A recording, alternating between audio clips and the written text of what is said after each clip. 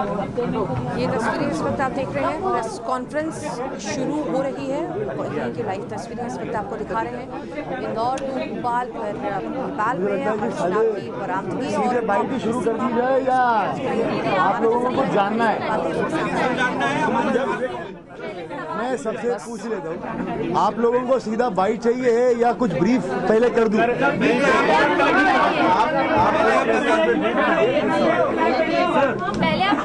7 तारीख से कल की दिनांक मैं वही चाह रहा हूँ। पॉइंट बता दीजिए आप। हेलो हेलो हेलो हेलो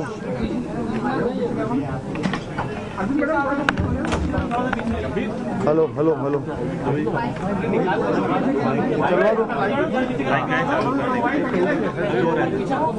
चलो कोई बात नहीं, मैं ऑडिबल हूँ मेरे ख्याल से। अगर 2 मिनट आप सब लोग शांत हो जाएंगे। मैं 1 मिनट पहले पूरा के पूरा मामला किस तरीके से हुआ, क्या हुआ, वो पूरा ब्रीफ में दे देता हूँ। उसके बाद में आपके क्वेश्चंस और लास्ट में मैं बाइट कर दूंगा, ठीक है?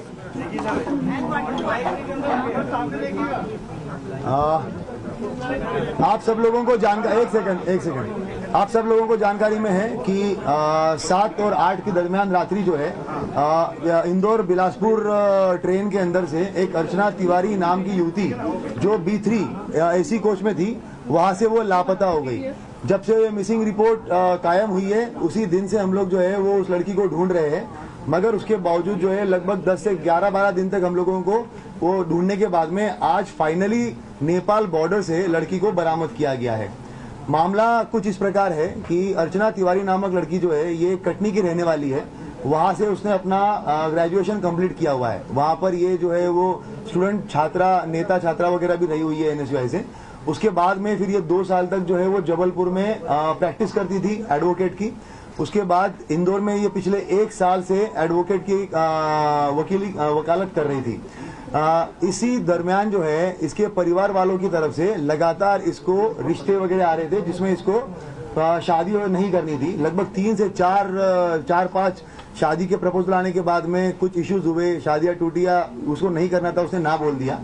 एक इंदौर में जो है इसकी दोस्ती हुई सारांश जोगचंद करके है, 26 साल का लड़का है, शुजालपुर का रहने वाला है। ये 1 जनवरी के आसपास में, मतलब 1 जनवरी 2025 के आसपास में उसकी जो है वो उसके साथ में मित्रता हुई है। और ट्रेन में ही, इसी सेम ट्रेन में जो है ये उस दिन जा रहे थे और आमने सामने जो है इनका रिजर्वेशन था, तो आमने सामने बैठे हुए थे। ये वकील थी, किसी चीज के बारे में बात कर रही थी। सारांश का भी कुछ जो है वो इश्यू चल रहा था घर पे, तो उस तरीके से उसने उससे बात करना शुरू किया। उसके बाद में बातें जो है वो और भी जो इसके लीगल इश्यूज थे, इसने अपना ड्रोन कंपनी का एक कुछ प्राइवेट लिमिटेड कंपनी बनाने के लिए ये प्रयास कर रहा था इंदौर में, तो उसके लीगल डॉक्यूमेंट को लेकर आपस में बातचीत होना शुरू हो गई और उसके बाद में फिर इनकी लगातार बातें शुरू हो गई। जब ये घटना दिनांक जो 7 तारीख है, उसके पहले इसके माता पिता ने और इसके बड़े ताऊ ने जो है वो एक तहसीलदार पटवारी के साथ में इसका रिश्ता फिक्स कर लिया था। उस टाइम पे परिवार के साथ में इसकी लंबी कहासुनी हुई है। उन्होंने कहा कि अब तुम अपनी पढ़ाई वढ़ाई सब छोड़ दो और तत्काल वापस आ जाओ, तुम शादी करके जो है वो तुम्हें जाना ही है। अब की बार जो है वो तुम मना नहीं करोगी और तुम्हारा जो पढ़ाई लिखाई, वो कौटिल्य एकेडमी में इंदौर में पढ़ाई लिखाई कर रही थी लड़की जो है वो, साथ में वकालत कर रही थी, तो करियर खत्म करके अब तुम्हें सिर्फ जो है वो शादी करनी है। ये इस तरीके की बातें जब घर में चल रही थी तो उसका काफी बहसबाजी हुई है। लड़की का जो है वो पढ़ने का मूड था और साथ साथ में अभी ये वकालत और सिविल जज की तैयारी करने का मूड था। तो इसने अपने इस दोस्त को, जो सारांश इसका दोस्त था, तो इससे बात करी। 6 तारीख को ये हरदा में केस के सिलसिले में गई थी, हरदा के आसपास में। वहीं पे ढाबे पे बैठ के एक तेजिंदर करके है, तेजिंदर सिंह और सारांश और लड़की, इन तीनों की बैठ के बात हुई। वहां पे इन लोगों ने प्लान किया कि किस तरीके से जो है अगर हम लोग मतलब बेसिकली ये छोड़ के भाग जाना है। तब ये भी बात हुई थी कि भाग जाना है तो अभी भाग जाते हैं, तो इतना सब कुछ करने की जरूरत क्या है। मगर उस टाइम पे ये बात हुआ कि ऐसा नहीं, अगर ऐसे करेंगे तो वो पता चल जाएगा। ये जो इंदौर बिलासपुर ट्रेन जा रही है वहां पे हम बैठेंगे, चलती ट्रेन में से अगर चले जाएंगे तो बहुत सारी हो सकता है कि मिसिंग पर्सन रिपोर्ट कायम होगा।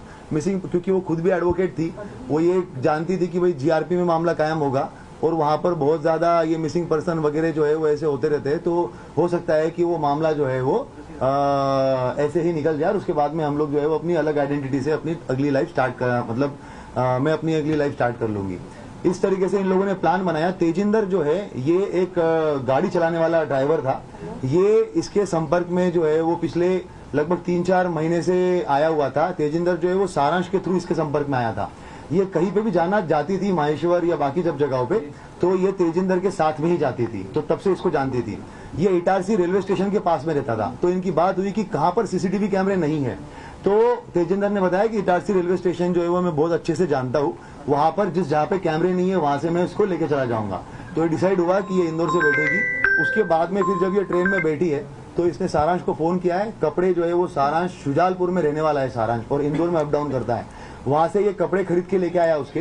ये एक अपनी XUV 700 XUV गाड़ी से जो है वो बाय रोड वहां पे इटारसी तक आया और नर्मदापुरम तक आया। नर्मदापुरम में इसको तेजिंदर मिला।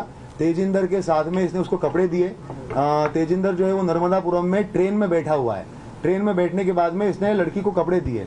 उसके बाद में जो सारांश है ये लड़का पहुंचा इटारसी बाय रोड। उसके बाद लड़की ने जो है वो अंदर ही अंदर कपड़े वपड़े चेंज किए ताकि उसको कोई पहचान ना सके।